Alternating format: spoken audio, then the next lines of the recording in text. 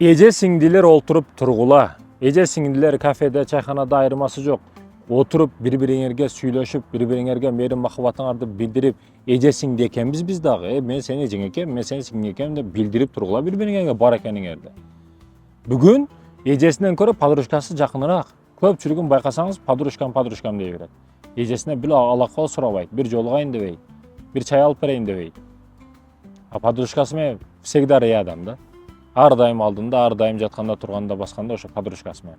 Подружка көп учурда душмандык кылып коет. Эже сиңди бир отурсаңар, көп гыйбат кылбайсыңар, көп ушак кылбайсыңар. Себеби ушак кыла турган бири-бириңерди ушакта, гыйбатта кыла албайсыңар да. А сырттан теманы кошуп келе албайсыңар. Ошондуктан эже сиңдилер бекем болгула, эже сиңдилерге бекем болгула, отуруп тургула. Антип турмушка тийдим болду деген эмес. Ошо эркек азаматтар сиздер дагы эжеме барам же сиңдиме барам же отурабыз деп атса, анча-мынча уруксат берип туруш керек.